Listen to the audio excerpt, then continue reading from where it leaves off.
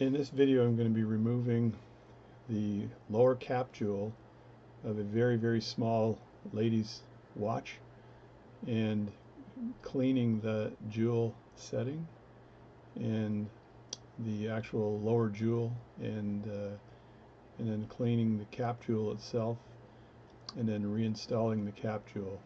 So I've got a stereo microscope right now that's pointing at this, and I've got the camera as close as I could possibly get it. You'll see it in the picture for the video.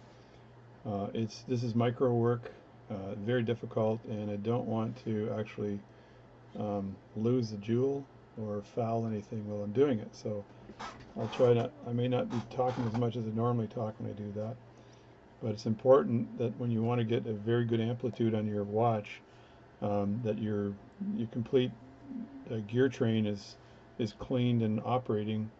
But at the end of the day, your balance that's rotating clockwise and counterclockwise, the amplitude of that is of utmost importance, such that you're able to time the watch, adjust the watch, and get it regulated within plus or minus 5 seconds per day for a pretty decent pocket watch, maybe, and then for very good watches, plus or minus 10 seconds a week.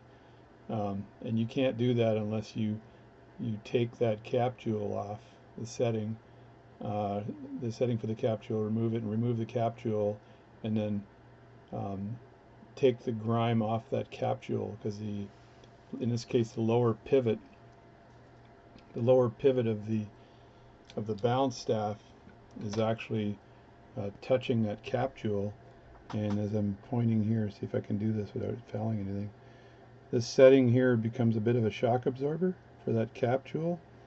And if you've got dirt and grime in there and you haven't cleaned it, then you're not going to get the best possible amplitude out of that balance rotating. And you want an amplitude, you want a swing of greater than 300 degrees, which is an amplitude of 180 or more, because the amplitude is half of the full swing. And when you take this off and you put a dab of oil on that, I think it's 90-10 I use, that it's just a small dab of oil, and that you don't over oil it to actually introduce more potential for friction within that whole movement. So I'm just going to do the bottom one in this video. So to remove the actual setting that holds, or the setting that holds that cap jewel in, I use a very small screwdriver and simply rotate it. There's tabs on 2 sides of this, or actually 3 sides, am I saying? So it's like a clover leaf, and there's 3 tabs, and there's 2 openings. Again, not a mistake. There's 3 openings, and all I need to do is line those up with the tabs. I do have to make sure that this setting doesn't go flying when I do this, because there's a strong possibility of this happening, and then I lose the jewel and I lose the setting and everything. So what I do is I nudge that over and see if I can do this very carefully. And there's little indents in there. I wish I had a proper microscope camera, because it's difficult to do this work with, while you're not seeing what I'm seeing right now, because I'm seeing a very close picture of this. And again, the last thing I want is for this thing to go flying. So when I get close to this, I may put a piece of Rodico on top so that I can manage when the spring lets go. Alright, so it did exactly what I didn't want it to do. It went flying. So now I have to actually find that cap that flew off somewhere. So I know this happens from time to time, and so it's not, as long as it didn't fly off somewhere where I can get a hold of it, then it's not a big issue. But I should probably have put that piece of Rodico on right away. So check my hands, right? You check your hands front and back, and then go on the hunt. I'll be back in a second. Hopefully the hunt for Red October continues. Alright, as you just saw, the worst scenario happened. I should have had that little piece of Rodico right on the edge of that spring, so I wouldn't lose it. The good news is that I have a number of scrap movements that I've procured over the years that I should be able to find a similar spring for that movement. So I don't want to lose the jewel in here as well, so I'm going to pick that jewel up with some Rodico, like so, and there's a cap on that jewel. Let me move this out of the way. There's a cap on that jewel, and there's the jewel setting itself. So I'm working with a, as I said before, I'm working with a microscope here, a stereo microscope. So I'm going to separate very carefully as I can, separate the jewel from the setting itself. There we go. So that's now separated, and I have a look at the jewel to see what condition it's in. I can actually see if there's a little bit of oil on the top of that jewel. So what I do with that is I take a piece of wood, pith wood or some kind of wood, I can't remember what it's called anyway, it's like a toothpick, and you flatten the base of it, and then you just, all you need to do is rub that oil off of that, and it'll be absorbed in the wood nicely. So just rub that and then rotate the pieces of stick a bit, and then rub it again, and then rotate it, and then rub it again, and you can see very easily whether the jewel is clean, which now it is, and you can see from the surface of that, you can see a shine from the surface of the jewel to see if that's clean or not. So, and then the jewel itself, I'll take the tip of the stick here and just make small circles here. So I've rubbed that here. I've already cleaned this because I had this dipped in lighter fluid previously, and I can zoom in on the hole with this stereo microscope, which I'm doing right now. I'm zooming in on the hole to make sure there's no inconsistencies or grime in that hole, and it actually looks really good. So there's no, go in again. Apologize for the tininess of all this work, but and also want to make sure that there's yeah, that's pretty good there. So I've removed the oil from there. I'd probably peg out that hole, but that hole is so small I may have a hard time pegging that out. And actually it's called pegwood, I just remembered. So I've got that now. So now I take out my oiler, and what I want to do is, there's two things I can do. I can drop the jewel in first, or I can actually put the jewel back in the movement, the jewel setting first, which is what I would do in this case. So I'll take my oiler and I'll add a tiny bit of oil to the bottom, and the way you do that is you put the oiler in, and when you remove it, you remove the oiler from the oil very slowly, and it'll collect the least amount of oil on the tip. So, and then I can just touch the tip there, and make sure something gets on there though. There we go.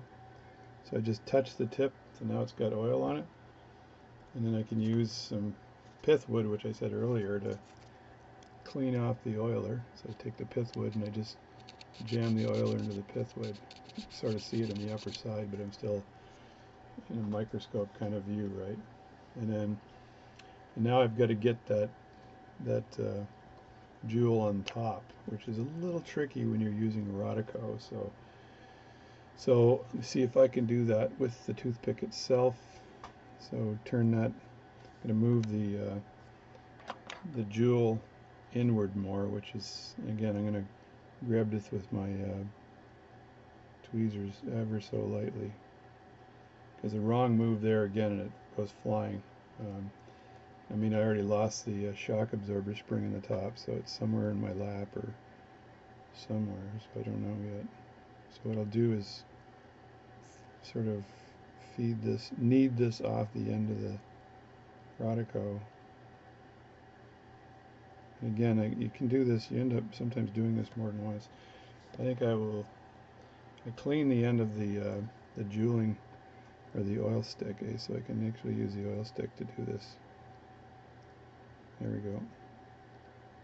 It's positive because it touched the jewel, and I'm able to slide it in place. So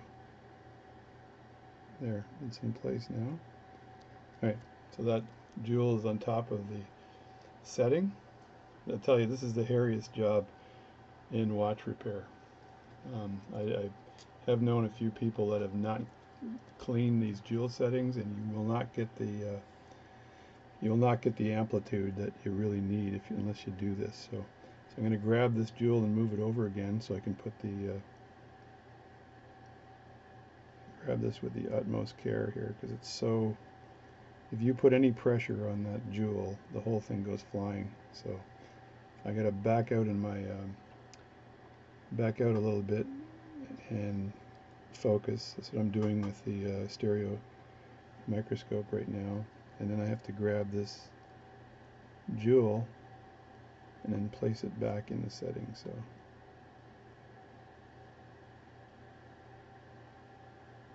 you grab the jewel, lift it up,